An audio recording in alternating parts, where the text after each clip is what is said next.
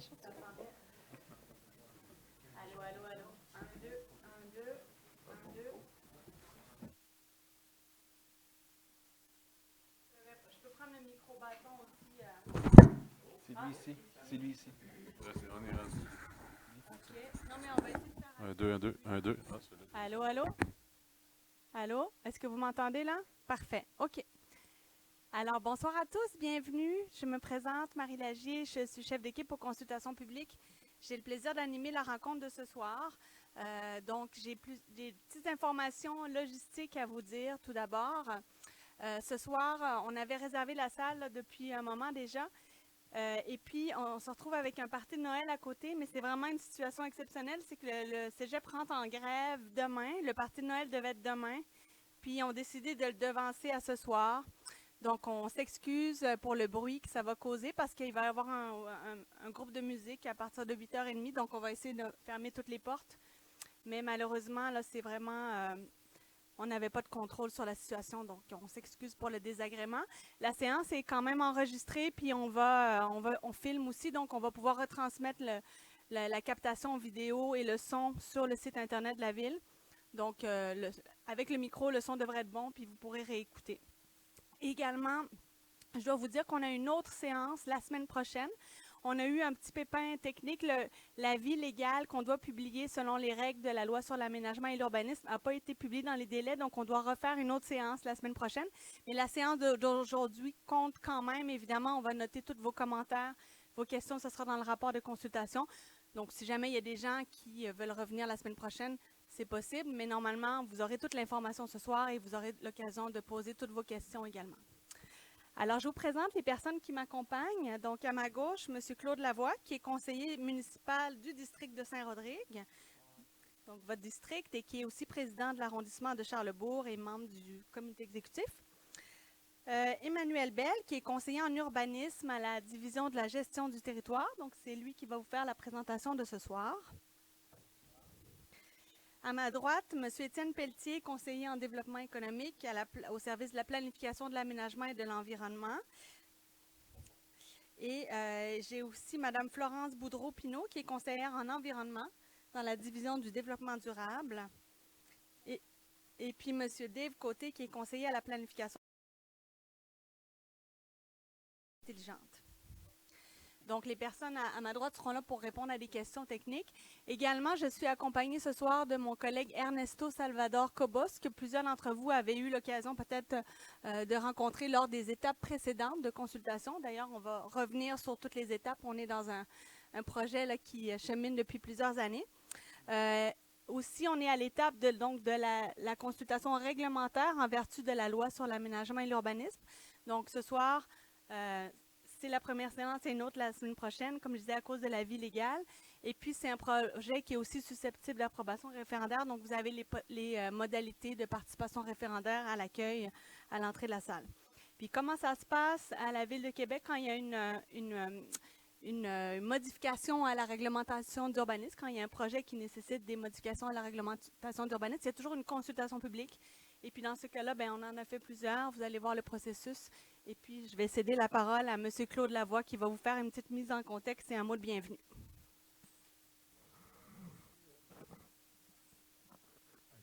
Non.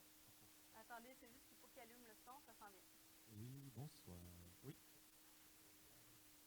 La lumière est À deux.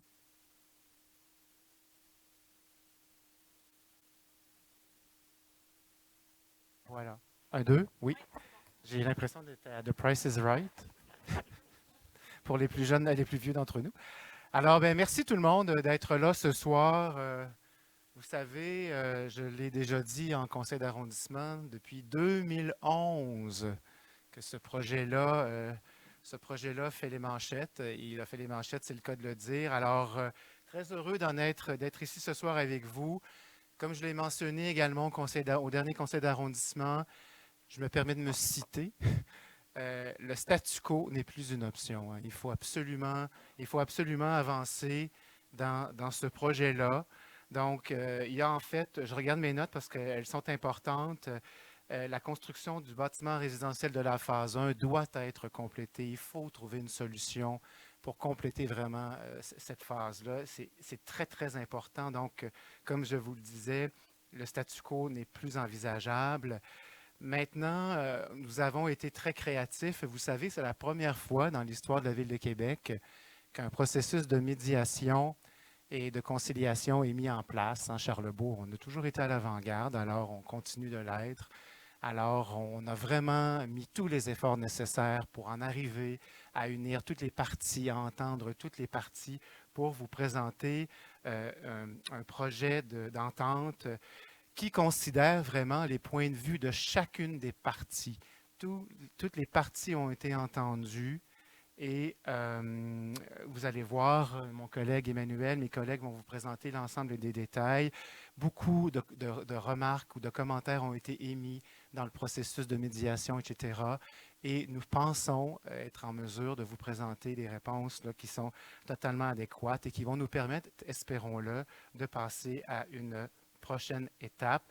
Donc, naturellement, ce soir, toutes les questions sont permises, plutôt en bon français. Ne vous gênez pas pour vous avancer au micro. Il y aura une période de questions après la présentation et il nous fera un plaisir d'y répondre. Alors, je vous remercie vraiment pour votre présence et je vous souhaite une excellente soirée d'échange. Merci.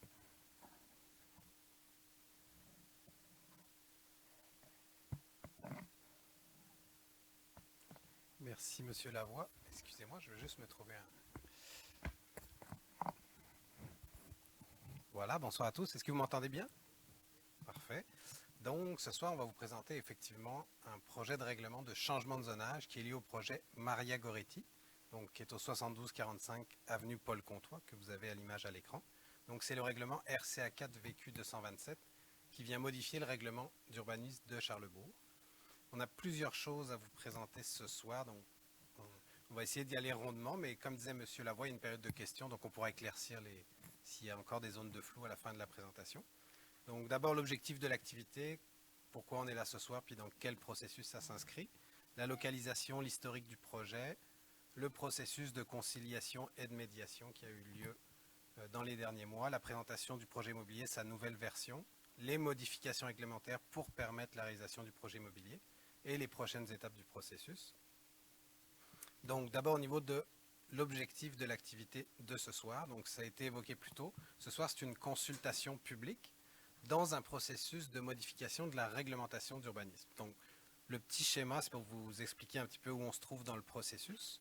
Donc ce soir on est dans le petit carré bleu qui est la consultation publique. Ma collègue Marie va expliquer qu'il y aura une deuxième soirée de consultation avec le même contenu qui sera présenté la semaine prochaine au bureau d'arrondissement. Donc ces deux soirées de consultation, dans le fond, font suite à une adoption du projet de modification, le RCA 4 VQ 227. C'est ce règlement qui est en consultation ce soir.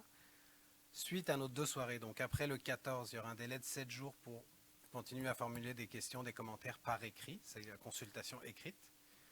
Suite à cette consultation, il y aura un choix qui sera fait au conseil d'arrondissement, donc d'adopter le règlement tel quel ou avec des modifications. Suite à cette adoption de règlement, il y a une période qu'on appelle d'approbation référendaire de 8 jours. Pendant cette période, les gens qui résident dans la zone, surtout dans les zones autour, peuvent demander une demande de référendum pour s'opposer au règlement le cas échéant. Puis s'il n'y a pas de demande, si le processus n'est pas engagé, on s'aligne vers une adoption du règlement et une entrée en vigueur. Donc ça vous résume le processus de changement de zonage et la consultation de ce soir. Donc au niveau de la localisation et de l'historique du projet, donc vous avez à l'écran le terrain. Je pense que la majorité se situe très bien. Je vais quand même vous l'indiquer à l'écran. Donc c'est le terrain qui est en bleu ici à l'image. Donc c'est un lot en fait qui est encerclé par le boulevard Cloutier, l'avenue Trudel et l'avenue Paul Comtois. Vous avez l'école des Constellations pour vous repérer aussi. Et à droite, donc une image du projet avec la phase 1 qui est déjà construite sur le projet et le projet immobilier qu'on va présenter pour le reste du terrain. Donc là, on va revenir sur l'historique, mais brièvement, je vous rassure, sur l'historique des projets avec les différentes versions du projet. Donc ce que vous avez à l'écran, c'est la version 2011, c'est la version originale du projet qui prévoyait 172 logements. C'était un bâtiment à l'origine qui devait être connecté à l'église qu'il y avait sur le site. Puis ça a été autorisé par un règlement spécial avec l'article 74.4 de la Charte de la Ville de Québec. Donc ce que vous avez dessiné en rouge, c'est le bâtiment qui est réellement construit. Cette construction, elle s'est réalisée en 2012. C'est la première phase qui a été construite. C'est le bâtiment qui est encore actuellement sur le terrain. Donc vous voyez sur le plan le périmètre en rouge du bâtiment qui a été construit, puis l'image qui représente le bâtiment. Donc c'est 63 logements qui sont construits à ce jour. En 2015, il y a une nouvelle version du projet qui a été présentée. C'était une version qui a été diminuée avec 167 logements, qui a nécessité une modification du règlement spécial pour permettre une nouvelle forme de la volumétrie du bâtiment et autoriser la démolition de l'église. Donc il y a aussi, dans cette modification réglementaire, il y a aussi eu une diminution du volume du bâtiment, notamment du côté de la vue. Le a été revu à 4 étages, puis le bâtiment a été réaligné sur l'avenue Trudel. Une autre version a été présentée en 2020. On était cette fois à 158 logements. Puis on venait proposer une nouvelle typologie le long de l'avenue Trudel avec des petites maisons en rangée, en plus d'un agrandissement du bâtiment existant. Cette nouvelle version du projet a fait l'objet d'un processus de modification de zonage comme celui qu'on présente ce soir. Mais finalement, le projet a été retiré faute d'acceptabilité sociale durant le processus de consultation. Donc, suite à cette dernière version, finalement, il y a eu une décision de mettre en place un processus de conciliation et de médiation. Donc, ça a eu lieu de décembre 2022 à août dernier. La ville a mandaté maître Louis-Marie Vachon, qui est avocat, médiateur et arbitre. L'objectif du processus de médiation, c'était rapprocher et concilier les différentes parties impliquées dans le processus afin de trouver une voie de passage menant à la finalisation du projet. Donc, c'est une démarche innovante qui a été préconisée par la ville. C'est la première fois que la ville mettait en place ou confiait un tel mandat dans un processus de modification de zonage. Donc, le mandat de médiation a été mis dans les mains du médiateur qui, lui, a approché les acteurs du dossier et organisé plusieurs rencontres tripartites avec les promoteurs du projet, les porte-parole des citoyens du quartier, les dirigeants du conseil d'administration du syndicat de copropriété du bâtiment existant. Et donc, à l'issue de ces réunions, finalement, ils sont venus à une proposition d'entente. Cette proposition d'entente a été distribuée aux habitants du quartier aussi, qui ont formulé leur avis, qui ont pu émettre des commentaires aux médiateurs, poser des questions, etc. Donc là, je vais vous revenir sur les principaux éléments de l'entente, en fait, les points qui ont été convenus sur la suite à donner au projet. Donc je vais vous les lire, mais plus tard, on les reverra avec l'image du projet en tant que tel. Donc l'entente qui a été conclue le 2 mai dans le processus de médiation disait ce qui suit. Donc les promoteurs construiront un maximum de 36 unités de condos dans un espace d'environ 135 pieds à partir du bâtiment déjà construit. Les promoteurs construiront un maximum de 9 maisons en rangée dans l'espace d'environ 95 pieds entre le boulevard Cloutier et les 36 unités de condos construites. Les promoteurs construiront un maximum de 15 maisons en rangée dans l'avenue Trudel. Le ratio de stationnement disponible pour les propriétaires ou locataires des unités de condos sera de 1,3 par unité. Les promoteurs s'engagent à remettre dans les prochaines semaines aux intervenants quelques esquisses de traitements architecturaux montrant des aménagements possibles des maisons en rangée sur le boulevard Cloutier et l'avenue Trudel.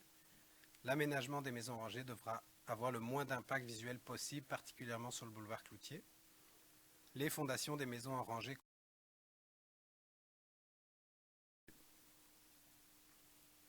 Donc ça, c'est les éléments qui avaient été convenus dans l'entente. Par la suite, comme je vous dis, l'entente a été distribuée aux citoyens du quartier. Il y a des questions, des commentaires qui sont revenus à la ville avec plusieurs thématiques. Donc la ville a par la suite fourni des questions puis des éclaircissements sur ces éléments. Là, dans la présentation qui sera disponible en ligne par la suite, vous avez un lien que vous pouvez cliquer pour accéder au document complet avec toutes les réponses qui ont été fournies par la ville. Mais je vais essayer de vous les résumer pour chacun des enjeux qui a été soulevé. Au niveau de la sécurité des écoliers, donc ce qui avait été répondu, c'est que la ville était proactive au niveau de la sécurité des écoliers avec la stratégie de sécurité routière aux abords des écoles. D'ailleurs, dans ce secteur précis autour de l'école de la Constellation, il y a plusieurs aménagements qui étaient prévus, dont certains ont été réalisés. Par exemple, il y a eu des gonflements de trottoirs aux intersections, là, notamment à l'intersection Paul piétons à ces intersections. Il y a des panneaux lumineux aussi qui ont été mis pour l'école. Ouais. Ah, c'est ça. Ah, ok, parfait, parfait. Je vais l'approcher comme ça, hein, ça va mieux. Est-ce que c'est mieux comme ça? Vas-y, parle, Emmanuel. Oui, ça va mieux? Encore, encore? Ok, parfait. Parfait. Je vais essayer de parler plus fort que la vaisselle. On est au max là, mais si tu Oh, oui, parles c'est fort, correct. ça va aller. Parfait. Donc, je vais répéter pour la sécurité des écoliers. Là, ce que je viens de mentionner, c'est qu'il y a la stratégie de sécurité routière de la ville, donc pour la sécurité aux abords des écoles, qui fait que la ville, dans le fond, met en place des initiatives, particulièrement autour de l'école La Constellation. Il y a des aménagements qui sont prévus, certains qui sont déjà réalisés, comme le gonflement de trottoirs à certaines intersections, puis l'ajout de panneaux lumineux aux abords de l'école.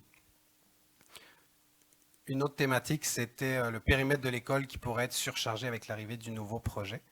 Donc, au niveau de la ville, il n'y avait pas d'enjeu anticipé parce qu'on a d'autres écoles sur territoire qui sont dans des milieux beaucoup plus denses et donc il n'y avait pas forcément d'enjeu anticipé par rapport à ce milieu en particulier.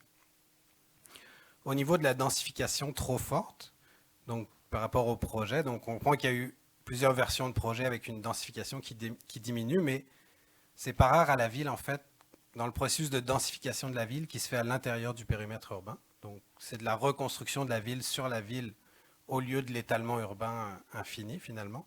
Dans ce processus de densification qui est en cours depuis plusieurs années, c'est commun de voir des propriétés conventuelles, donc des anciennes propriétés religieuses qui représentent des grands espaces qui sont généralement vendus puis développés par la suite pour des projets résidentiels puis pour augmenter l'offre de logement.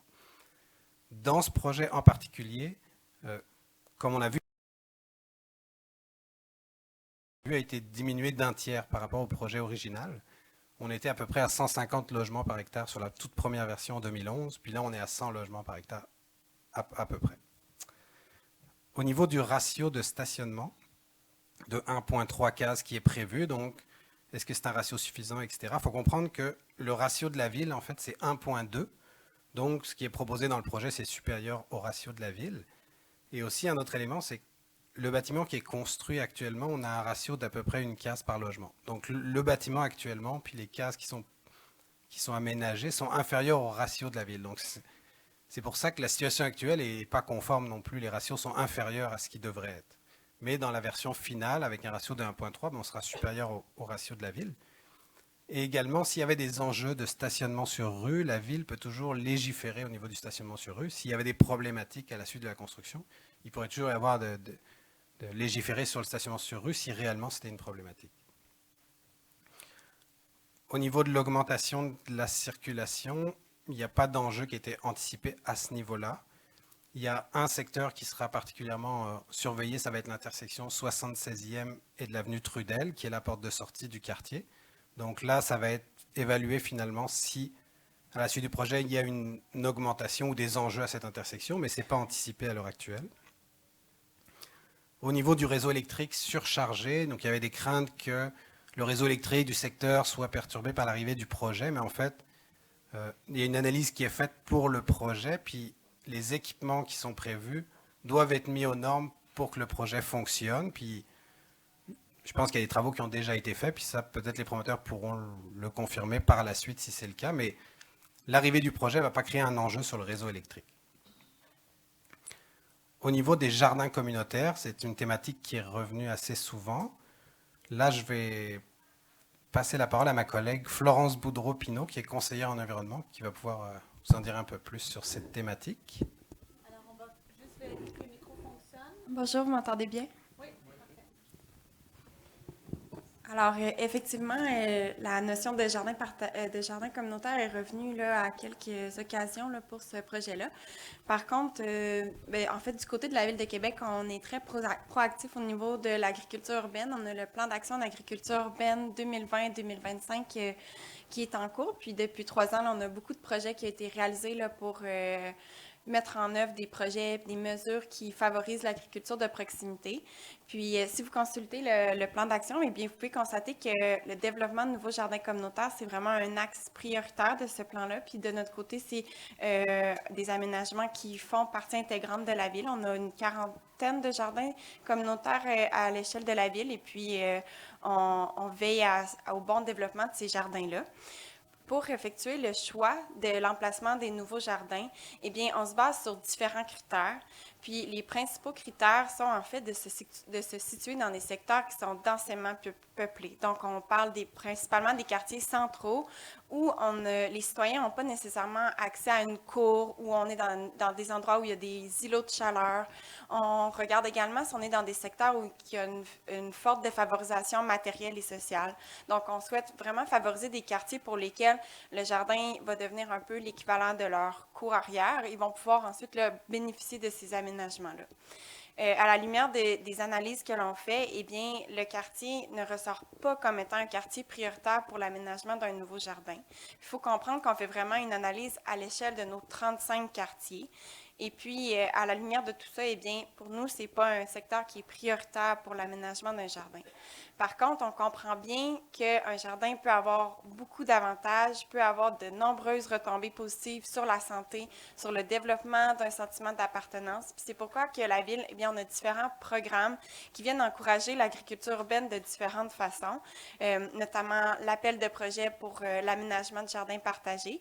Donc, la Ville vient subventionner à une hauteur maximale de 20 000 $ l'aménagement de jardins sur des terrains qui sont non municipaux. On a également le programme Coup de pouce vert pour mon quartier, qui est un programme qui permet la végétalisation des espaces municipaux.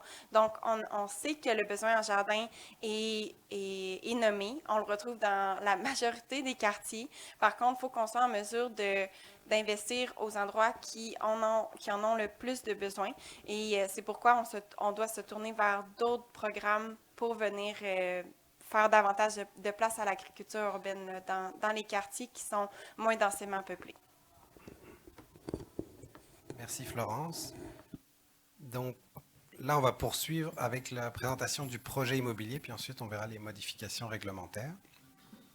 Donc le projet immobilier, là, vous allez voir la nouvelle phase, puis dans le fond, c'est ce qui fait suite à l'entente qui a été réalisée dans la médiation. Donc c'est le projet que ça donne. Donc là, je vais vous montrer le plan d'implantation, puis on verra après une image 3D dans le fond pour avoir une vue un peu plus réaliste. Donc finalement, on se trouve avec un terrain qui est divisé en 5 nouveaux lots. Donc un lot avec le bâtiment existant, c'est celui que vous retrouvez en gris ici, que je vous pointe ici. Donc ça, c'est la partie existante.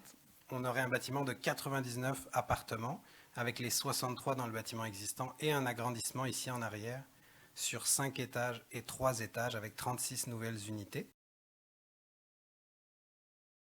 Et on aurait 2 bâtiments avec des maisons collées, donc pour un total de 24 maisons en comptant l'avenue Trudel. Donc on se retrouve finalement avec des résidences sur l'avenue Trudel puis sur le boulevard Cloutier.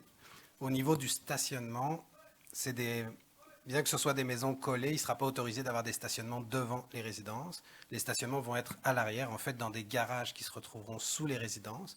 Donc, c'est pour ça que vous avez des accès au stationnement qui se trouvent en arrière et qui desservent des garages à l'arrière des résidences. Un endroit du projet, ici, vous avez une allée qui est un petit peu plus large, une allée d'accès. Ça, c'est l'allée pour les matières résiduelles, donc les ordures puis le recyclage. Au niveau des cases de stationnement, on aurait 2 cases par logement pour les résidences en garage souterrain, puis 1,3 cases pour le bâtiment multilogement de 99 appartements. Maintenant, si on regarde le même plan, puis là, on a fait ressortir des éléments de l'entente, donc pour vous situer un peu physiquement à quoi ça représente ce qui avait été convenu dans l'entente. Donc, on parlait d'un maximum de 36 unités de condos dans un espace d'environ 135 pieds à partir du bâtiment construit. Donc, c'est le petit carré qu'on a ici en bleu, c'est la partie qui est ajoutée, donc sur une profondeur de 135 pieds. Un maximum de 9 maisons en rangée dans l'espace de 95 pieds qu'il y a entre le boulevard Cloutier et l'agrandissement qui se trouve ici. Donc, c'est les 9 maisons qu'on retrouve ici sur le boulevard Cloutier. Et un maximum de 15 maisons en rangée du côté de l'avenue Trudel, donc c'est ce qu'on retrouve ici au bas de l'image. Donc si on regarde une photo 3D, finalement, une vue aérienne du projet, donc pour vous resituer, le bâtiment qui est existant, c'est celui que je vous pointe ici à l'écran. On voit à l'arrière son agrandissement, ici avec une partie à 5 étages et une partie à 3 étages ensuite. Puis on voit les maisons en rangée qui se retrouvent ici du côté du boulevard Cloutier, avec l'accès au stationnement qui se trouve ici. Ici, un autre accès pour les maisons, cette fois qui se trouve du côté de l'avenue Trudel. Puis on distingue à l'arrière des résidences donc les terrasses qui surplomberaient les allées d'accès pour se rendre au garage qui seraient intégrées à chacune des résidences. Là, il y a d'autres images qui vont suivre concernant le mur existant du bâtiment existant. Il y a un mur latéral qui est fait de matériaux métalliques, actuellement blancs, qui va devoir être modifié. Donc, on va voir les images. Dans le fond, c'est les mêmes matériaux que le bâtiment principal qui devront être repris sur cette façade. Donc, c'est le mur qui se trouve ici. Là, c'est une vue à peu près à l'intersection Paul-Comtois-Trudel. Donc, on se trouve un peu au-dessus des futures maisons. Donc, là, un peu plus, on se trouverait à l'arrière des maisons, finalement, en regardant le mur dont je vous parle. Donc, c'est ce mur-là qui est actuellement en matériaux métalliques. Puis, vous comprenez, c'est la pierre et la brique du bâtiment existant qui sont repris pour finaliser le mur. Là, on a une image comparative. Donc, le projet 2020, que je vous ai parlé un peu plus tôt, qui avait fait l'objet du dernier processus de changement de zonage, où on avait rajouté des maisons, cette fois sur l'avenue Trudel, avec un agrandissement de 6 étages en arrière. Puis, à droite, la version 2023 du projet. Donc, vous comprenez qu'il y a des maisons qui ont été rajoutées ici du côté du boulevard Cloutier. Et l'agrandissement qui était prévu est moins long et moins haut. Donc, on a une partie à 5 et 3 étages. Alors qu'à l'époque, on avait dans le fond, c'était la barre qui était continue à 6 étages, puis 4 étages au niveau de la rue. On a fait un petit comparatif statistique, dans le fond, de certaines données du projet. Donc, pour résumer rapidement, en 2011, on avait 172 logements. On passe à 123. Je vous l'ai évoqué tantôt au niveau de la densité, donc le nombre de 1 hectare. On était à 150 logements par hectare et on est rendu à 107 logements pour la version 2023. Les premières versions du projet, on avait un seul bâtiment qui était prévu. Donc là, dans la dernière version, on a 5 terrains finalement, donc 5 bâtiments prévus, avec des hauteurs aussi qui ont été diminuées. On était un bâtiment de 4 à 6 étages. Là, le bâtiment multifamilial serait 3 à 6 étages et les autres bâtiments seraient à 2 étages. Donc, ça termine la présentation du projet. On va voir maintenant les modifications réglementaires. Donc, qu'est-ce que contient le règlement qui vient modifier le règlement d'urbanisme? Donc, d'abord, une petite introduction pour mieux comprendre un peu le règlement d'urbanisme, de quoi il est composé en fait. Donc, c'est le règlement de l'arrondissement de Charlesbourg sur l'urbanisme qui est modifié. Il y a 3 éléments principaux dans ce règlement. Un texte réglementaire, c'est des normes générales applicables sur l'ensemble du territoire. Un plan de zonage, donc le territoire est découpé en plusieurs zones. Là, on se trouve sur le terrain du projet qui est dans la même zone que l'école puis le parc de la ville qui est en haut. Chaque zone du territoire a une grille de zonage avec des normes qui sont spécifiques dans cette zone. Donc, le règlement qu'on présente ce soir, donc le RCA 4 VQ 227, il vient modifier ce règlement d'urbanisme général de l'arrondissement et il contient des dispositions susceptibles d'approbation référendaire. Donc, comme je le mentionnais plus tôt, c'est possible les personnes qui voudraient s'opposer pourraient faire une demande de référendum pour s'opposer aux modifications proposées. Donc, si on regarde vraiment les modifications, au niveau du plan de zonage, en fait, ce qu'on fait, c'est qu'on vient faire vraiment une modification réglementaire très micro. On va venir créer des nouvelles zones à même le projet pour s'assurer que la typologie prévue soit respectée. Donc, c'est dans le sud de la zone qu'on va venir créer les 2 nouvelles zones. Donc, sur le terrain du projet, voyons, là, on retrouvera les petites maisons rangées du côté de Trudel puis Cloutier. Puis la 45-108 HC, ce sera pour l'agrandissement puis la finalisation du bâtiment existant. Si on superpose le projet au zonage pour mieux comprendre, donc là vous avez l'image de gauche, c'est le projet implanté sur le terrain, puis à droite c'est le zonage qui se calque par-dessus. Donc vous voyez la 45-107, comme je vous dis, ça concerne les résidences qui seraient le long de Cloutier et Trudel. Puis la 45-108, c'est pour le bâtiment existant et son agrandissement. Donc, ce qu'on va voir maintenant, c'est les modifications, dans le fond, dans les grilles de zonage. Donc, ces 2 nouvelles zones vont avoir 2 nouvelles grilles de zonage qui sont basées sur la grille existante, qui est une grille commerciale institutionnelle au niveau des usages.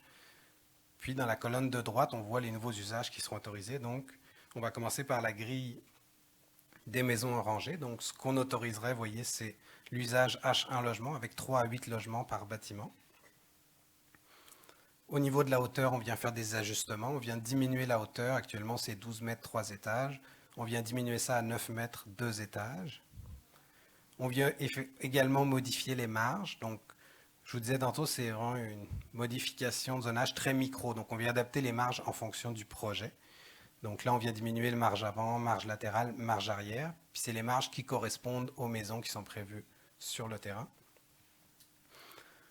On vient rajouter quelques normes particulières pour le stationnement. Donc, on prohibe l'aménagement d'une aire de stationnement devant une façade. On prescrit aucune distance entre une aire de stationnement et un bâtiment, parce qu'on se trouve avec une aire de stationnement qui va passer à l'arrière des bâtiments pour se rendre au garage. Donc, c'est pour ça qu'il faut rajouter cette note-ci. On autorise un accès de 11 mètres au lieu de 10 mètres. Ça, c'est l'accès que je vous ai montré tantôt pour les matières résiduelles, le recyclage ici. Au niveau de l'aire verte puis des arbres, dans cette zone, on va venir augmenter l'aire verte minimale. Donc, on est à 20% actuellement, on vient augmenter à 25%. Également, on a une norme qui exige un arbre à tous les 15 mètres dans la cour avant. On vient diminuer un arbre à tous les 10 mètres. Donc, en fait, on vient augmenter l'exigence de plantation d'arbres devant les bâtiments. On vient aussi modifier le régime d'enseigne, mais ça, c'est plus une modification technique. Vu qu'on n'est plus dans une zone publique, récréative, mais une zone générale, on vient changer le régime de normes pour des enseignes.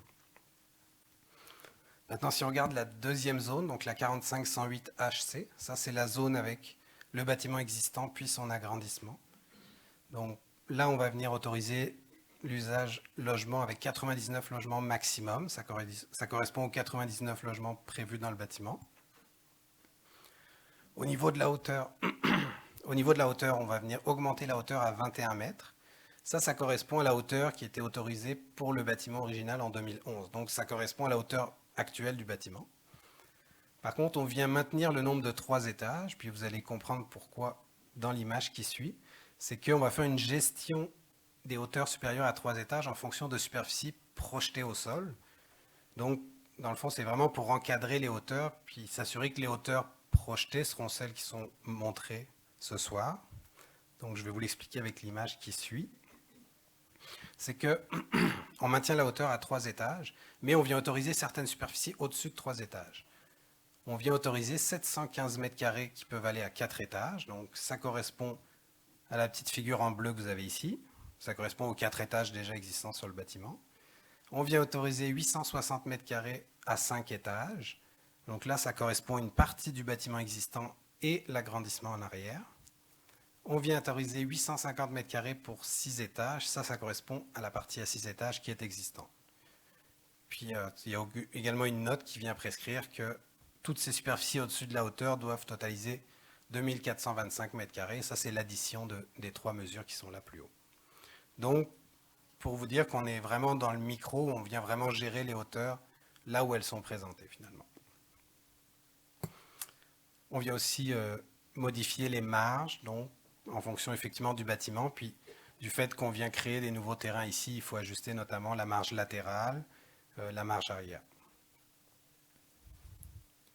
Au niveau de l'aire verte, comme dans la zone précédemment, on est à 20% d'aire verte, on augmente à 25%. On a toujours la norme qui s'applique qu'on conserve d'un arbre par 15 mètres carrés par 15 mètres de ligne avant. Donc c'est la même norme qui s'appliquera. Puis dans ce cas des bâtiments de 9 logements et plus, on a une norme particulière de plantation d'arbres qui s'applique en plus. Donc c'est un arbre par 100 mètres carrés d'aire verte. Donc dans le projet actuel, c'est-à-dire qu'il y aura un minimum de 17 arbres qui seront implantés sur le site. Puis l'arbre donc est réglementé au niveau réglementaire, donc c'est un diamètre d'arbre qui est mesuré à peu près à hauteur de poitrine, donc c'est 5 cm à 1,30 m du sol. Puis l'arbre doit être planté à 3 mètres des murs du bâtiment. Au niveau des autres normes particulières, pour l'architecture, il n'y avait aucun matériau, mais là, on vient reconduire la norme d'origine du bâtiment en 2011, qui était de 80% de pierre et de briques sur tous les murs. Donc, on vient reconduire cette norme. Et également, on vient ajuster les normes des enseignes, comme tantôt, puisqu'on change de typologie, de type de zone. Donc, pour résumer, les modifications qui sont présentées, donc pour règlement modificateur du zonage, c'est de créer 2 nouvelles zones. Une zone pour permettre la finalisation du bâtiment avec l'ajout d'une partie à 5 et 3 étages, c'est la 45-108 HC. Puis une autre zone pour permettre une nouvelle typologie résidentielle à 2 étages du côté du boulevard Cloutier puis de l'avenue Trudel, c'est la 45-107 HB. Donc, on finira avec les prochaines étapes dans le processus. Donc, ce soir, c'est la première assemblée de consultation publique. Comme on vous l'a dit, il y aura la même consultation qui est prévue dans une semaine, donc le 14 décembre, à la salle du conseil d'arrondissement, c'est au 160-76e rue Est à 19 h. Suite à ces 2 soirées de consultation, il y a une consultation écrite du 15 au 21 décembre. Par la suite, donc, il y aura une décision au conseil d'arrondissement le 23 janvier. Donc selon l'échéancier prévu, c'est une adoption du projet et un avis de motion. La période d'approbation référendaire du 24 janvier au 1er février. Puis, s'il n'y a pas de demande de référendum déposée, finalement, ce serait une adoption le 27 février pour une entrée en vigueur au mois de mars. Donc, c'est ce qui vient conclure notre présentation. Donc, si vous avez des questions. Alors, merci beaucoup, M. Bell. Je reprends le micro pour la période de questions et de commentaires. Je vais vous expliquer un petit peu les règles pour fonctionner, pour bien, pour qu'on puisse discuter ce soir dans une bonne ambiance agréable. Donc, vous savez, c'est un projet quand même qui est là depuis plusieurs années, puis c'est un projet qui divise là, les gens du quartier. Il y a même eu le processus de médiation. Je vous invite à venir au micro si vous souhaitez vous exprimer, que ce soit pour poser des questions ou pour faire des commentaires. Par contre, je vais vous demander de respecter les différents points de vue, là, donc de vous exprimer dans le respect et la courtoisie. Je vais vous donner un temps de parole aussi de 2 à 3 minutes pour qu'on puisse permettre aux gens, au plus de grand nombre de gens de s'exprimer. Et puis, on a aussi des représentants ce soir là, du requérant. Donc, si jamais il y a des questions qui s'adressent à la ville, on a les intervenants de la ville ici pour répondre. Et si c'est des questions qui s'adressent plutôt aux promoteurs, ils pourront aussi vous répondre. Ou s'ils veulent amener des précisions aussi, ils peuvent aussi prendre la parole. C'est une consultation publique, donc voilà. Également, donc, je vous rappelle que la séance est enregistrée et puis on filme aussi, donc on va pouvoir diffuser ensuite l'enregistrement sur le site Internet de la ville. Donc, si vous êtes moins à l'aise, à ce moment-là, il y aura quand même la possibilité de participer à la consultation écrite, évidemment. Mais on enregistre aussi pour faire le rapport de consultation publique le plus fidèle possible. Voilà. Mais si jamais vous n'êtes pas à l'aise, on peut aussi couper l'enregistrement pendant votre temps de parole, mais on va prendre des notes, on va s'assurer qu'on ait le plus de matière possible. On veut que vos points de vue se retrouvent dans le rapport de consultation. Alors, est-ce que ça va pour le déroulement? Oui? Alors, est-ce qu'il y a des gens qui souhaitent prendre la parole? Je vous invite à venir au micro parce qu'on enregistre pour le son. Si jamais il y a des personnes qui ont plus de difficultés à se déplacer, on a un micro qu'on peut vous apporter au besoin avec Ernesto. Alors, monsieur, bienvenue. Puis, je vais vous demander de vous nommer puis de nous dire à quel titre vous intervenez pour qu'on comprenne bien votre point de vue. Oui. Si vous êtes résident ou propriétaire dans les condos déjà construits ou voisins, etc. Bonsoir. Je ne sais pas si on m'entend bien. Oui. Oui. Alors voilà, Luc Jobin, 68-70 avenue Poirier, Charlebourg, évidemment dans le secteur.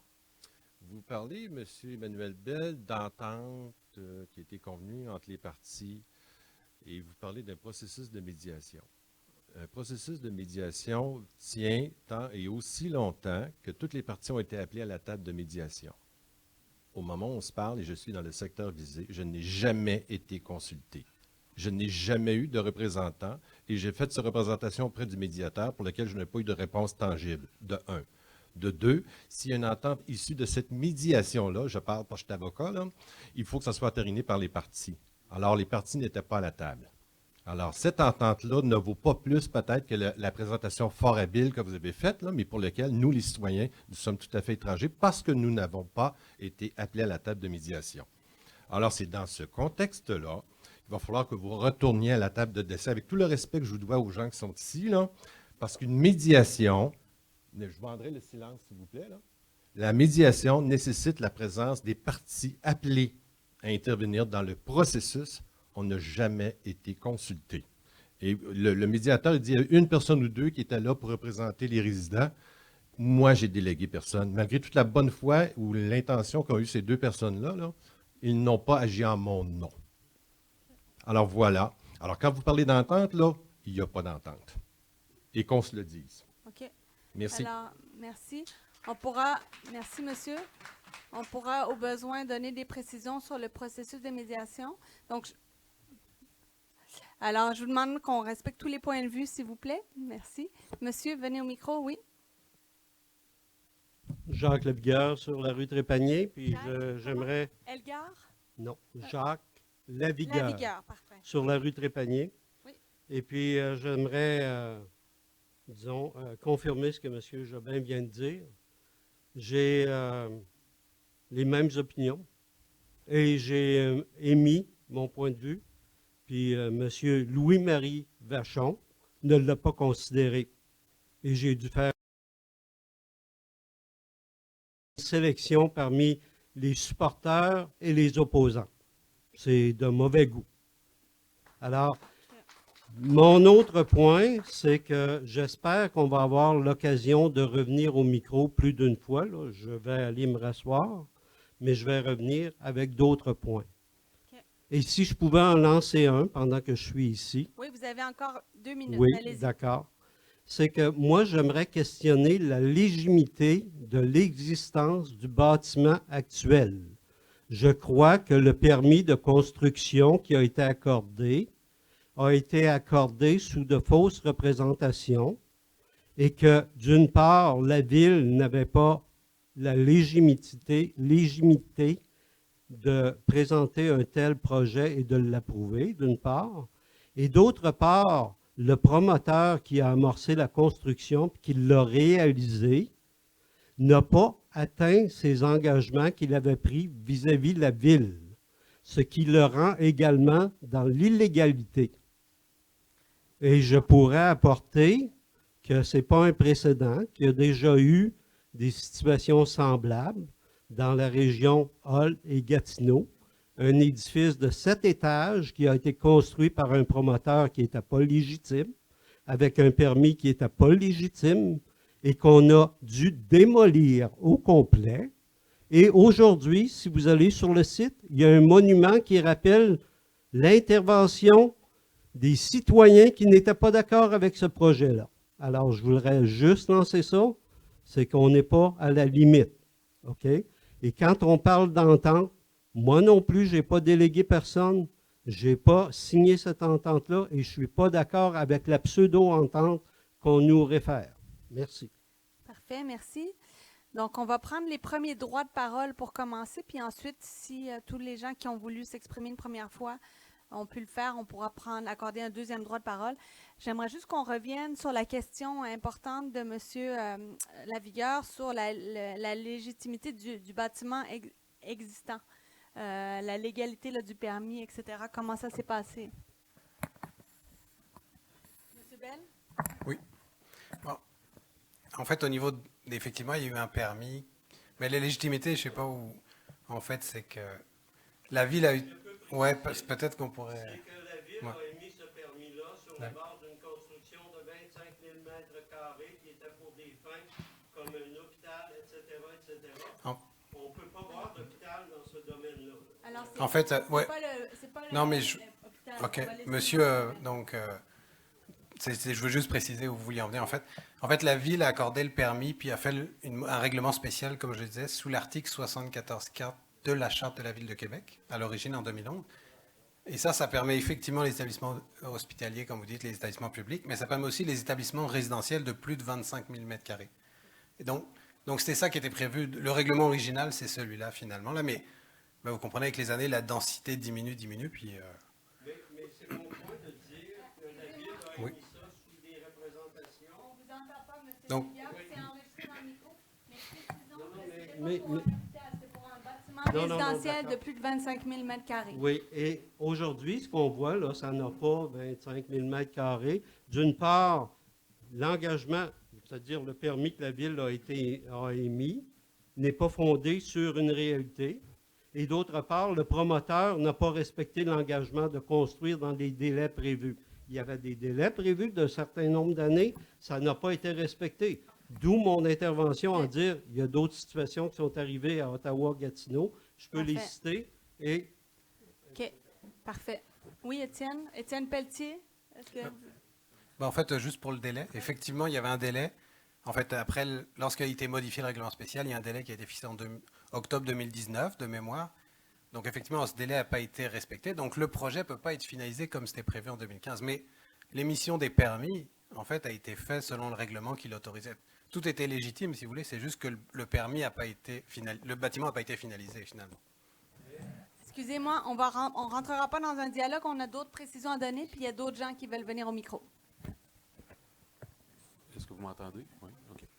Puis, l'autre élément, là, quand vous parlez de le cas de Gatineau, là, qu'on connaît bien également, c'est que c'est un cas, c'est pas un cas unique, mais si, admettons, on prenait 100 bâtiments qui ont eu à peu près ce même genre de problème-là, il y en a un ou deux qui ont été démolis, mais la plupart sont généralement maintenus.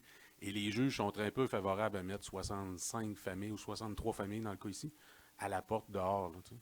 Donc, oui, le cas de Gatineau a été fait, mais c'est pas l'habitude. Il faut le voir comme ça. On continue. Il y a d'autres personnes qui voulaient venir au micro. Oui, bonsoir, monsieur. Approchez-vous bien du micro. Bonsoir, Rémi Weber, avenue Poirier. Rémi Weber. Weber. Weber, oui. Déjà, est-ce qu'on va pouvoir poser plusieurs questions, revenir à la... En deuxième fois, droit de parole, parce que j'ai pas mal de choses à dire et à poser comme question. Alors, si tout le monde qui veut s'exprimer peut le faire une première fois Vous allez me d'abord. revoir. À quel titre vous intervenez, monsieur Weber? Président De du quelle quartier, rue? avenue Poirier. Je l'ai OK, dit. parfait. Oui, OK. OK. Je vais commencer par ce que me dit M. Lavoie, que le status quo n'était pas envisageable. Je ne vois pas déjà pourquoi. Et expliquez-nous cet argument-là de façon précise. Parce qu'on entend toutes sortes de choses, que le bâtiment ne serait pas conforme, il y en a d'autres qui ont dit qu'il était conforme. Ce qui s'est passé là, vous l'avez dit vous-même, vous avez changé le règlement. D'ailleurs, il y a une semaine, j'aimerais ça qu'on va revenir là-dessus, pourquoi vous avez fait ça un peu en cachette. OK? Le comportement de la ville est assez exécrable sur ce dossier-là. Alors faites attention à ce que vous allez dire. Pourquoi vous avez changé pour monter de 12 mètres à 21 mètres? Actuellement, le bâtiment, j'imagine, doit faire 21 mètres. Ça veut dire que ce bâtiment est illégal, ce que je comprends. C'est ce que me dit M. Lavigueur. Alors, si vous êtes ouais. à plus de 12 mètres, vous ne respectez pas le règlement. En La fait- ville ne fait pas son travail à ce moment-là. Non, en fait, le règlement d'origine en 2011 autorisait 21 mètres. Il autorisait la première version. Donc, Mais pourquoi le vous l'avez permis qui a changé? été émis, en fait, on la change parce que, comme on disait tantôt, le règlement spécial, là, il ne s'applique plus. Il y avait une date de fin. Et c'est pas souhaité de faire un nouveau règlement spécial. Donc, on vient avec une modification de zonage, comme c'était le cas en 2020. Donc là, on vient changer le zonage. En fait, le règlement spécial, il mettait des normes particulières. Il venait se superposer au zonage, puis il mettait des normes particulières. Et nous, on reprend ces normes particulières au niveau du zonage maintenant, parce que c'est au zonage qu'on gère ça. OK. Ben, ça, on va revenir là-dessus. Monsieur Lavoie, pourquoi le status quo n'est pas envisageable? Moi, je pense qu'on pourrait rester comme ça. Mais en fait, la position que nous, on a, c'est que les copropriétaires, actuellement, ne vivent pas dans des conditions qui sont acceptables et nous devons mettre un terme à ça. Alors, attendez. Leur bâtiment n'est pas en ruine, là. Au niveau réglementaire. C'est quoi le règlement? Expliquez précisément en quoi il n'est pas conforme. S'il n'est pas conforme, c'est la responsabilité de la ville de faire respecter les règlements. En fait, Ce n'est pas aux citoyens à Alors, encaisser M. des Weber, constructions. s'il vous plaît, laissez-nous vous Parce que répondre. pour rendre Oui. conforme un bâtiment que vous n'avez pas rendu conforme. OK. On comprend qu'il y a de la colère. On comprend. Allez-y, Oui, M. mais- Bell. Non, mais en fait, le statu quo, c'est, vous comprenez, le bâtiment a été construit une phase, mais c'était censé être le bâtiment comme on a vu en 2011, finalement. Donc, on a des murs non finis, ce que je vous disais, les murs avec le matériau métallique, là, sur le côté. Mais justement, là, pour finaliser, il faut une modification réglementaire pour finaliser le bâtiment, parce que le bâtiment, en tout cas, l'orientation, c'est de ne pas revenir au bâtiment de 2011, en fait, si vous voulez, là. Le souhait, c'est le projet s'est modifié avec le temps, il a diminué, la densité a diminué, on vient une nouvelle typologie. Donc, pour faire ces choses-là et pour permettre la poursuite de la construction puis la finalisation du bâtiment, vous voyez qu'il y a des issues extérieures qui ne sont pas finalisées. Donc, c'est pour ça que la question du statu quo, il faut que le bâtiment actuel soit finalisé. Je parlais des ratios de stationnement qui sont inférieurs à ce qu'ils devraient être. Donc, vous comprenez, il faut le terminer, le bâtiment. OK. Alors, on comprend que le bâtiment, à l'époque, a été construit avec un permis qui était légal. Et puis là, maintenant, il faut pouvoir permettre la suite du projet. OK. Alors, on continue avec d'autres personnes. Est-ce qu'il y a d'autres personnes qui souhaitent s'exprimer, qui n'ont pas pris la parole? Sinon, je vais accorder les deuxièmes droits de parole.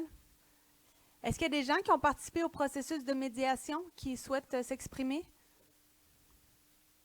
Est-ce qu'il y a des gens qui ont participé au processus de médiation qui sont ici ce soir? OK. Donc, il y en a au moins 4, 5, 6. OK. Tous les gens qui sont assis à gauche, vous avez participé au processus de médiation? Ah, OK. Pas nécessairement. OK. Bon.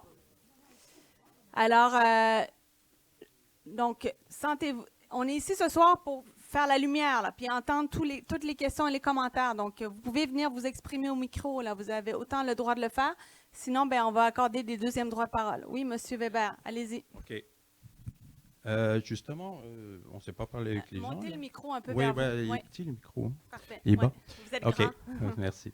Ce que je veux dire, c'est que par rapport à l'entente, il y a beaucoup de choses à dire. Moi, j'ai envoyé plein de questions à l'avocat, jamais eu de réponse. J'ai mis en copie, je peux peut-être pas monsieur, enfin des conseillers, 0 réponse, 0 signe de vie. J'ai jamais été invité. On est plus de 170 personnes à avoir signé le processus référendaire. Pourquoi ces gens-là n'ont pas été invités à conciliation? Ils ont exprimé, vous avez tous leurs coordonnées qui ont été faites, qui ont été données à la ville. Vous aviez tout en main pour inviter ces 170 personnes. Je pense que vous avez invité de mémoire du rapport 60 personnes des résidents. 22 résidents seulement ont été invités. OK? Sur ces 22, il y en a 3 qui sont restés, un qui a quitté, donc ça fait 30% qui quittent, il en reste 2. Comme maître, je ne sais plus le nom de maître, enfin bon, oui. Non, monsieur Vachon. A envoyé ces questions, bien après la consultation, pour laquelle on n'a pas été consulté. Il y a eu 36 personnes qui ont dit qu'ils s'opposaient au projet. Et la conclusion de M. Lavoie, c'est de dire qu'avec les 2 représentants qui étaient là, qu'il y a une entente.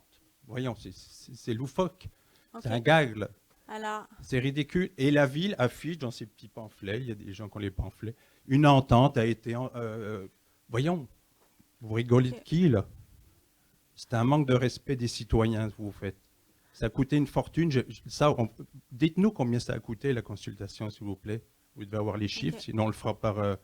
Alors, demande à la ville. Est-ce qu'on peut apporter mais ce n'est pas normal oui, ce que vous avez fait. Laissez-nous juste vous répondre. Est-ce qu'on peut apporter des précisions sur le processus de médiation? Qui a été invité? Comment ça s'est passé, l'envoi des invitations?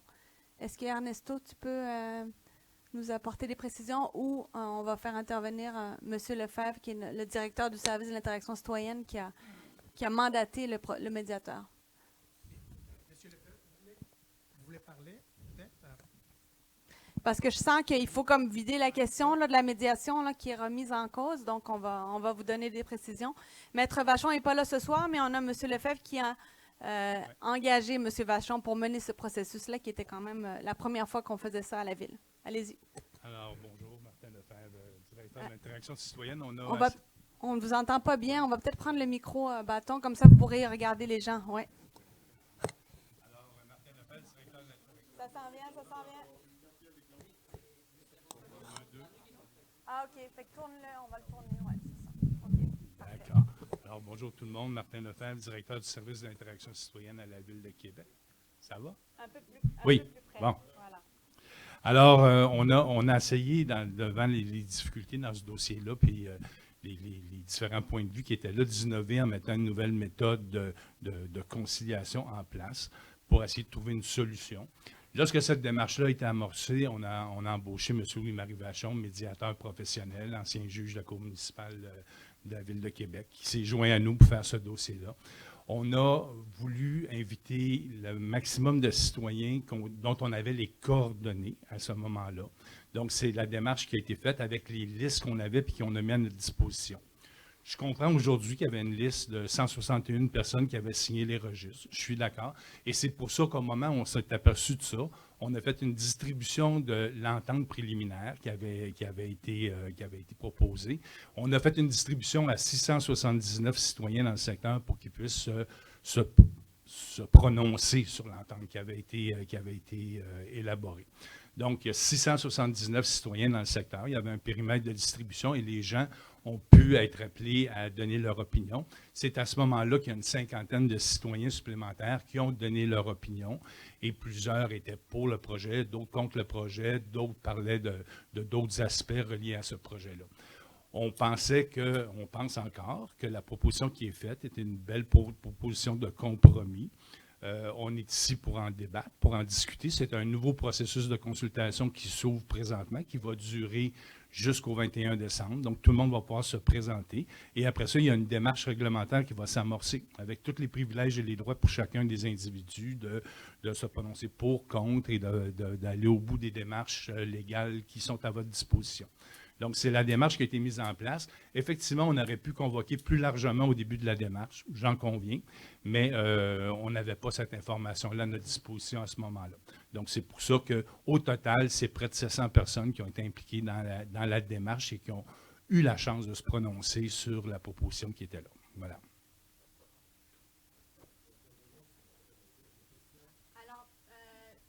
C'est ça. Donc là, le problème, c'est qu'on a juste un micro pour M. Lefebvre et pour les citoyens, mais on va alterner. Allez-y. OK, allez-y. Donc vous, c'est Luc Jobin. Oui. Je reviens sur le concept de la médiation. Et je réitère que je suis avocat, alors je connais le processus. Pour que la médiation soit valide et efficace et opposable, elle nécessite la convocation des parties et avec égard, ce qui n'a pas été fait. Il y avait plusieurs noms de citoyens qui se sont opposés ou qui ont lancé des suggestions à ce projet-là. Ils n'ont pas été avisés ni consultés. Et ce n'est pas vrai qu'on va faire supporter sur le poids de 2 ou 3 personnes l'odieux d'essayer de faire des représentations, faire valoir leur point de vue. Alors, cette médiation-là, je vous le dis, elle est irrecevable, tout autant que l'est l'entente, de 1. De 2, s'il vous plaît. Vous Oui. parlez d'un processus où il va y avoir des consultations ou un démarchage d'ici le 24 décembre. 21. 21 décembre, vous faites ça en plein dans la période des fêtes. Ça doit être pour faciliter l'intervention des gens, j'imagine. Tout autant, ce délai-là est irrecevable. Votre processus est à refaire au complet, avec égard pour ceux qui ont mis du temps là-dedans. J'ai posé des questions à Maître Vachon, je n'ai pas eu de réponse. J'ai demandé d'avoir copie du mandat de médiateur qui lui a été confié. Je ne l'ai pas eu. Alors, je veux le mandat, le contrat écrit qui a été confié au médiateur et on va s'assurer qu'il a respecté les termes. À défaut, ça confirme ce que je vous dis, la médiation, tout autant que l'entente, sont irrecevables. Que ça soit clair. Alors, merci, M. Jobin. Donc, on comprend là, votre point de vue par rapport au processus de médiation. Maintenant, on est ici ce soir pour discuter d'une proposition qui est sur la table. OK? Donc, mettons qu'on oublie là, le processus de médiation. On a quand même une proposition qui est là, qui est soumise à la consultation publique. Donc, on vous invite à vous exprimer là-dessus, peu importe que vous ayez fait partie du processus ou pas. OK? Oui. Et puis, OK. Alors, s'il vous plaît, la façon dont ça fonctionne en consultation publique, les urbanistes analysent, ils font une proposition de modification au règlement d'urbanisme et c'est ça qui est soumis en consultation publique. Donc, peut-être qu'il n'y a pas d'entente, comme vous dites, mais la Ville peut quand même proposer des modifications et les soumettre en consultation publique, là. Oui. En introduction, M. Emmanuel Bell, ainsi que Claude Lavoie qui dit qu'il n'y aura pas de statu quo. Ça veut dire, perdons notre temps ici, c'est ce qui arrive. S'il n'y aura pas de statu quo, c'est fort ce que vous avez avancé. On est en démocratie, là, vous avez dit qu'il n'y a pas de statu quo. Je pense qu'il va falloir que vous reveniez là-dessus, de un. De deux, vous dites, on part du principe qu'il y a une entente entre les parties, puis là, on construit, puis on avance des propositions. La base même, la prémisse de votre travail est irrecevable, il n'est pas fondé. Vous pouvez pas nous avancer et imposer une proposition si à l'origine de la démarche est viciée. Je Alors- vous l'ai dit pourquoi. Fait que arrivez pas pour nous imposer une proposition, c'est recevable, puis deux, encore moins dans les délais, OK. jusqu'au fait que vous nous imposez. Faut être logique un peu, là. Hein? On n'a pas le tramway ici. Il y a d'autres choses, là. C'est des gens, des citoyens qui payent, là, puis que ça fait longtemps qu'ils sont là. Alors, on a le droit de faire valoir notre point de vue. Et c'est pas en nous imposant ça, avec, entre autres, la charte à la ville dans le temps qu'ils nous ont imposé Oui. ça, dans le temps du maire Labaume. On y réveillait pas mal plus qu'on l'était à l'époque. Merci. Je comprends. Donc, je comprends que vous n'êtes pas content de la façon dont ça s'est passé à l'époque. Alors, monsieur, vous souhaitez vous prononcer à nouveau, puis ensuite, s'il y a d'autres gens qui veulent s'exprimer, n'hésitez pas. Oui, allez-y. Jacques Lavigueur, je ne connais pas M. Jobin, mais je partage beaucoup son point de vue là, sur sur tous les aspects qu'il a présentés. Moi aussi, parce que je n'étais pas en accord, j'ai été éliminé du processus. Je n'ai pas été informé. C'est incroyable. Quand on sait que vous êtes contre, on vous élimine de la liste. Voyons donc, c'est un processus démocratique. Des personnes qui sont déléguées pour nous représenter, on n'a pas été S'il vous consultés. plaît. Oui. C'est toutes sortes d'histoires comme ça.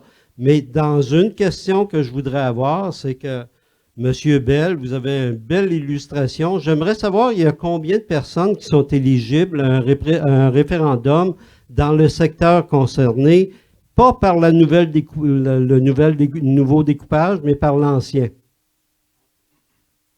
En fait, c'est les mêmes Non, personnes. dites-moi un nombre. Vous devez le savoir parce que moi, j'ai lu dans les documents, peut-être que je n'étais pas autorisé à les lire, là, parce qu'on m'a exclu, mais j'ai lu qu'il y avait 629 ou 679 personnes qui avaient été consultées. On descendait jusqu'à Doucet, puis si on avait pu aller jusqu'à Sainte-Foy, on l'aurait été parce qu'on voulait noyer le poisson. OK? Alors, dites-moi combien il y a de personnes qui seraient concernées par un référendum sur la situation actuelle, indépendamment du changement que vous envisagez. Alors, est-ce que c'est quelque chose En qu'on fait, peut... Oui, j'ai allez-y. pas le chiffre, là, je peux pas À vous peu donner le près, chiffre. à peu Non, près. non, je ne peux pas vous dire à peu près non plus, mais ce que je peux vous dire, c'est que, dans le fond, il y a une zone concernée. Oui. Essayez de en fait- m'illustrer là, sur ce que Ouais, vous voyez. en fait, ça déborde, ça déborde l'image que vous avez là. C'est pour ça, puis j'ai pas les zones tracées, mais ça déborde ce périmètre. Peut-être ça s'arrête à la 76, parce qu'en fait, c'est toutes les zones résidentielles qui viennent toucher cette zone-ci qu'on est venu modifier. Donc tous les gens qui sont tout autour, minimalement, mais ça va plus haut, puis ça doit descendre au moins jusqu'au corridor des cheminots en bas. En fait, c'est toutes les zones contiguës. Est-ce que je peux avoir le micro? Oui, mais parlez moins fort parce que c'est vraiment... D'accord. c'est trop dur dans nos D'accord. oreilles, là. D'accord, je vais essayer. Puis c'est... Ouais. Est-ce que, étant donné que c'est enregistré, étant donné que c'est filmé, est-ce que c'est noté que je voudrais avoir le nombre de personnes légitimement autorisées à remplir un feuillet de référendum dans le cas où on ferait un référendum? Le document que j'ai consulté, là, qui nous a été envoyé, dit à pratiquement la première ligne, c'est sujet à un référendum. Alors, j'aimerais savoir combien de personnes sont concernées. J'aimerais également le voir sur une photo aérienne, montrer la zone qui est concernée par un référendum. Et après ça, j'espère que les citoyens vont se regrouper et faire les représentations adéquates dans un régime démocratique, je l'espère. Parfait. Juste pour vous dire, cette carte que vous mentionnez est existante déjà sur la plateforme. Donc, vous pouvez déjà y avoir accès en ligne. Là, c'est une carte. Mais si vous me laissez notre adresse courriel, je vais vous l'envoyer personnellement. Fait que vous aurez le document séparé du reste. Donc, c'est sur le site web déjà. Alors, est-ce qu'il y a d'autres personnes qui souhaitent s'exprimer au micro? Oui, bonsoir, monsieur. Bonjour. Bonjour. Simon Drolet. Je fais partie des 2 représentants qui ont participé au processus de médiation. Vous êtes sur quelle rue, vous? Moi, je suis sur Montclair. Je vois ma maison sur C'est l'image. Doré, c'est ça? Drolet. Drolet. Oui.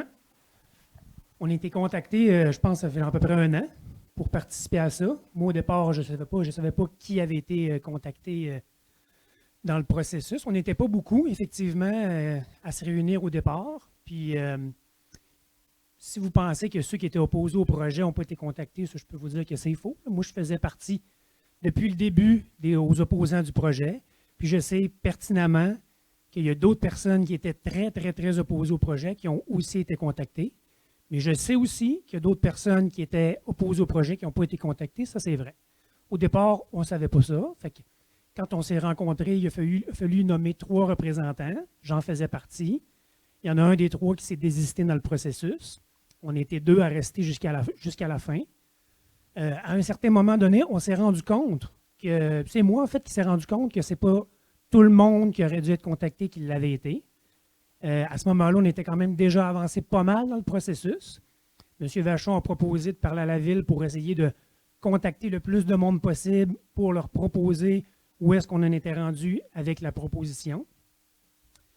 C'est pas parce qu'on est d'accord avec une idée qu'elle est nécessairement bonne. C'est pas parce qu'on est en désaccord avec une idée qu'elle est nécessairement mauvaise non plus. Comment on fait pour déterminer qu'elle l'est ou qu'elle ne l'est pas? Bien, on demande l'opinion au plus de monde possible. C'est ça qu'on a essayé de faire. Ce qui est revenu de ça, c'est une 50aine de commentaires, OK? Puis tous les commentaires négatifs qu'on a reçus, moi j'ai dit, ces questions-là sont légitimes. Ces gens-là n'ont pas été exposés au processus de médiation encore. Fait que toutes ces questions-là doivent être répondues.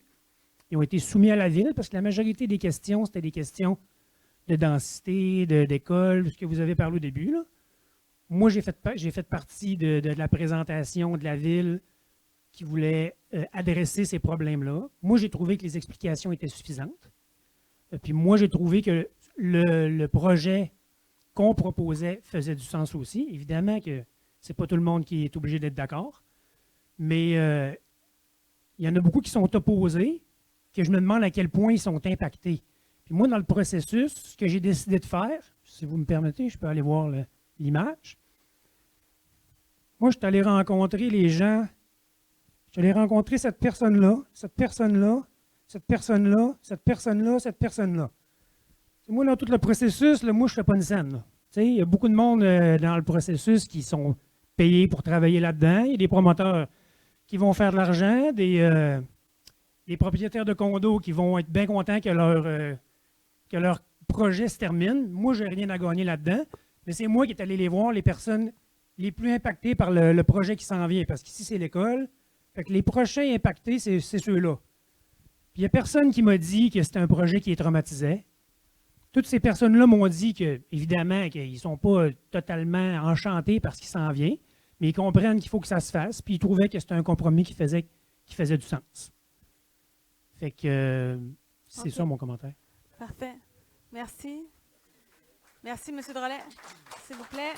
OK. Alors, s'il vous plaît, pour les applaudissements, à la fois les pour et les contre, je vous demande de vous modérer dans vos applaudissements.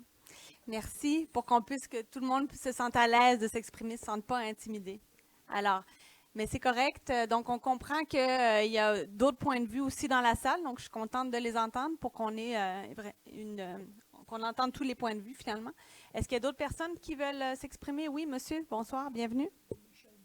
Attendez le micro, puis dites-nous à quel titre vous intervenez. OK. Michel Gay, propriétaire, Maria Goretti. Merci, monsieur, d'avoir parlé en notre nom. Là, j'aimerais vous dire que nous, ça fait 10 ans qu'on est là, OK? On est écœurés de toute cette situation-là. Adressez-vous à moi, s'il vous plaît. Okay, On est écœurés de toute cette situation-là. Maintenant, si les gens continuent comme ça, là, nous, là, on vaut quoi? Parmi les autres autour, OK? Je pense qu'il faut arrêter d'être déplaisant. Merci. Alors, merci. Okay. Donc, on comprend que vous souhaitez que la situation se règle pour... vous êtes propriétaire de condo dans l'immeuble actuel. OK. Parfait. Merci. Alors, là, je ne veux pas qu'on rentre dans un dialogue puis de l'intimidation entre les gens. Attendez, est-ce qu'il y a d'autres gens qui ne se sont pas exprimés encore? Parce que vous, c'est la 3e fois. Je veux donner la parole à des gens qui n'ont pas parlé encore. Alors, Ben oui, attendez. Est-ce qu'il y a des gens qui veulent s'exprimer dans la salle?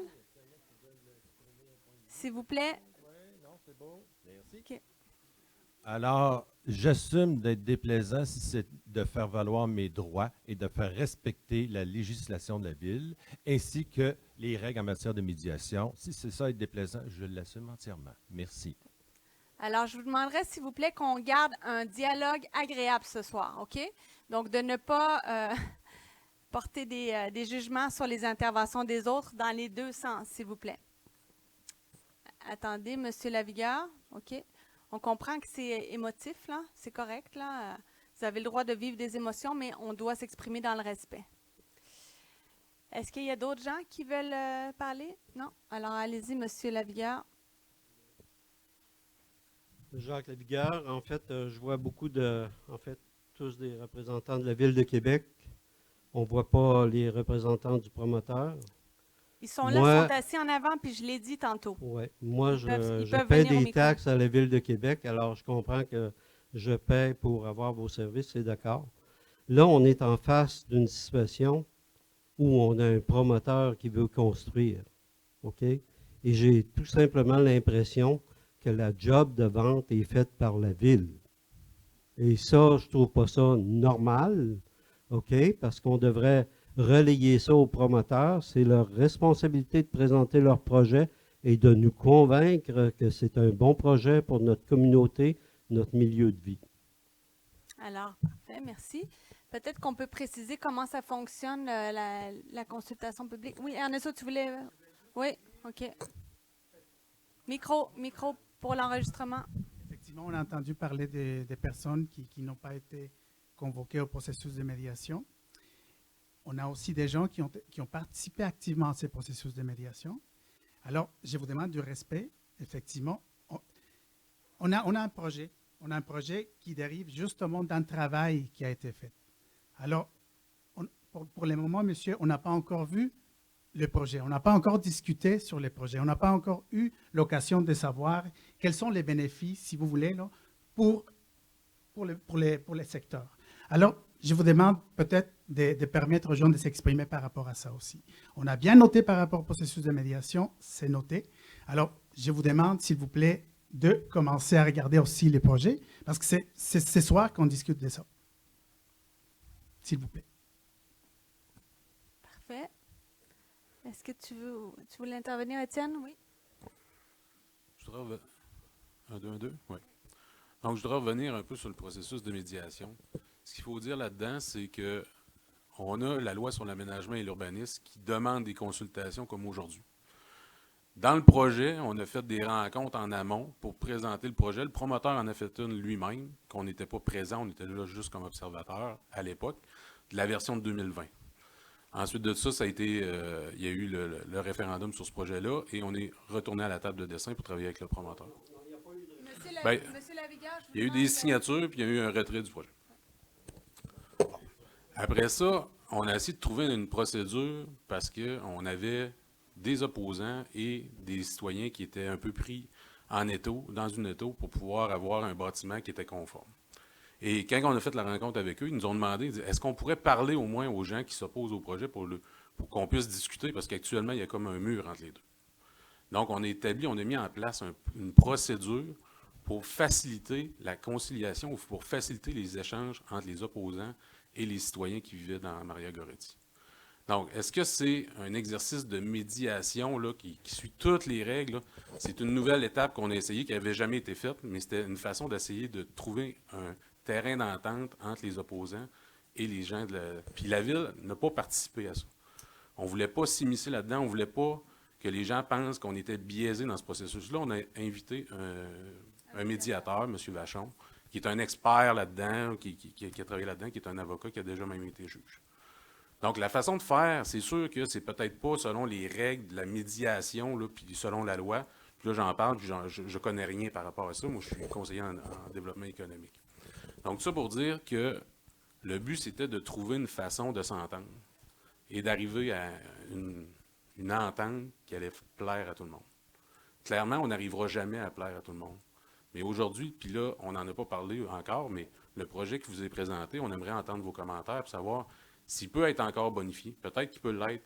Si c'est juste pour dire qu'il n'y a pas de projet possible, bien là, c'est peut-être pas dans cet esprit-là qu'on vient vous rencontrer. On veut savoir qu'est-ce qu'on peut faire de mieux. Puis si vous n'avez pas participé à la médiation, c'est le temps aujourd'hui de donner vos commentaires. Merci. Parfait, merci beaucoup. Alors, est-ce qu'il y a d'autres personnes qui veulent s'exprimer sur le projet?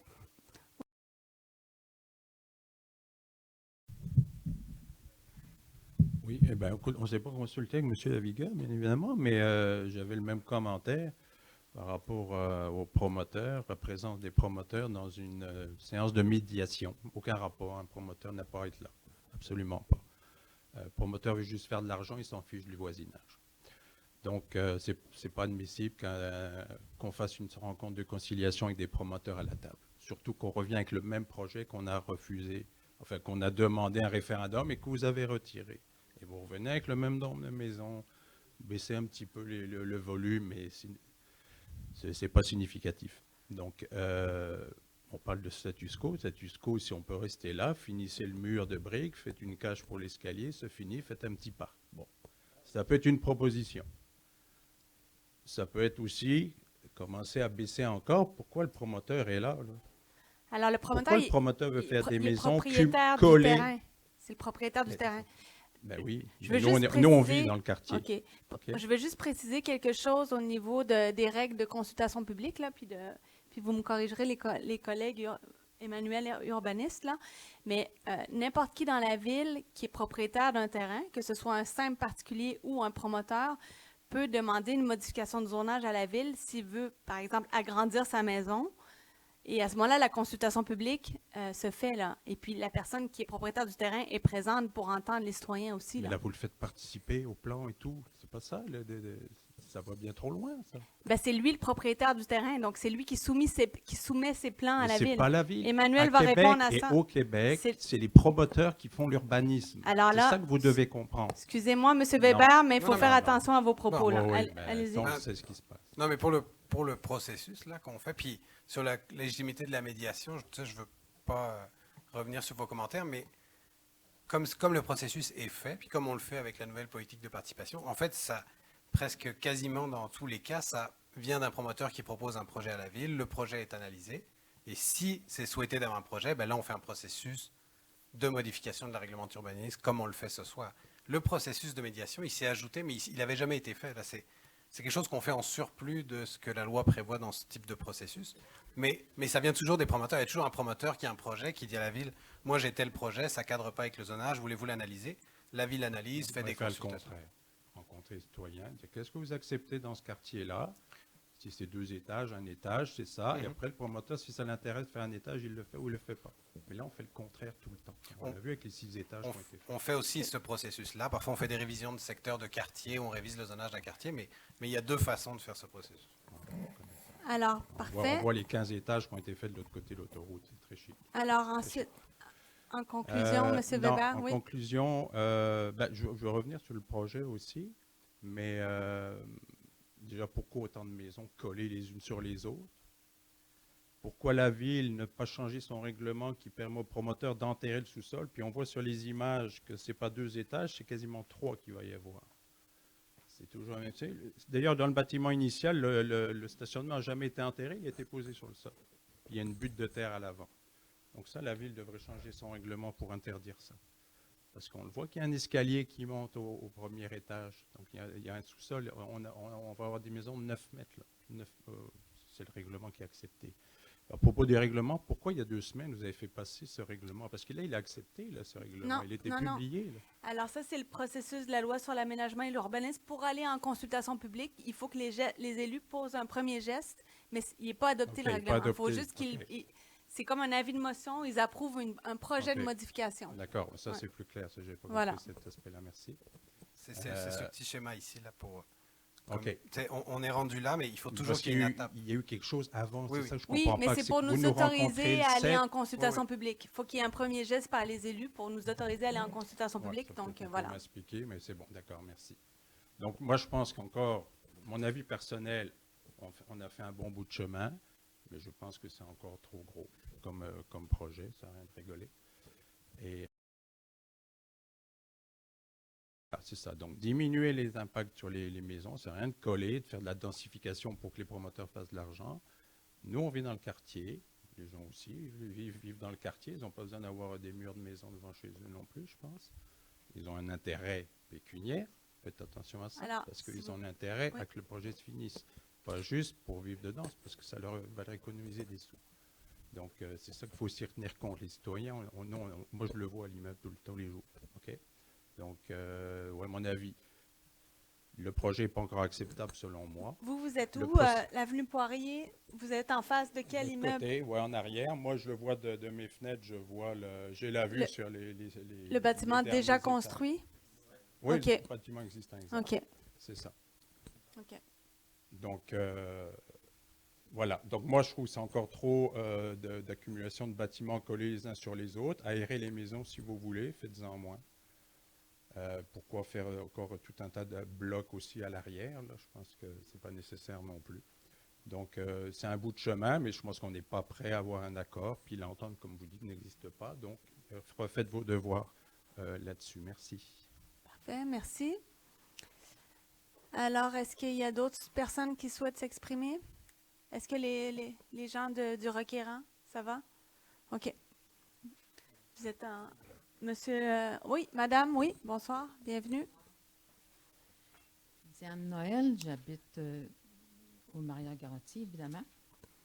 Alors, au début, quand j'ai acheté au Maria-Garotti, c'est évident que par les plans, j'y croyais. Puis c'est un bel endroit où l'on vit à part de ça. C'est tranquille. On a des bons propriétaires. C'est pas des gens, là... il n'y a personne qui peut dire que dans le coin, que c'est du trouble. On est quasiment rendu des personnes âgées, quasiment en faire comme une place pour personnes âgées. Et aussi, je paye plus de 5 000 $ par année de taxes. Alors, nous autres ici, on aimerait bien avoir des services requis. C'est à un moment donné, c'est l'impossible qu'on demande aux constructeurs. J'y ai cru à ce projet-là.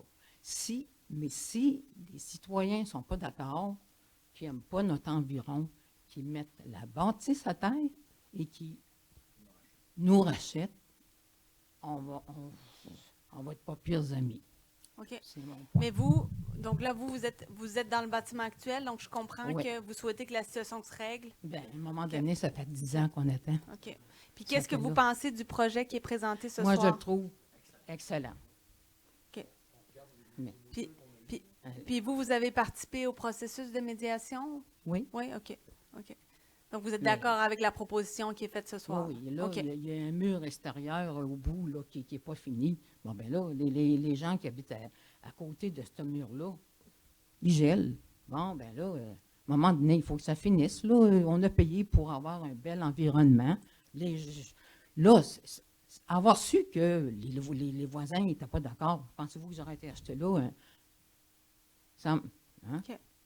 Parfait. À 5 500 par année, là, je pense bien que mes taxes, j'aimerais bien avoir mon entourage aussi comme... Merci, Madame Noël. Merci de votre point de vue. Est-ce que vous souhaitiez ajouter quelque chose? Non. Ah, monsieur, oui. Bonsoir, bienvenue. Richard Morin, moi aussi, je suis résident au Maria-Garotti. J'ai acheté il y a 3 ans. Je suis un peu comme Madame, comme Diane. Tu sais, j'avais jamais réalisé, moi, je quittais Neuchâtel dans une maison, ça faisait 32 ans que j'étais résident là.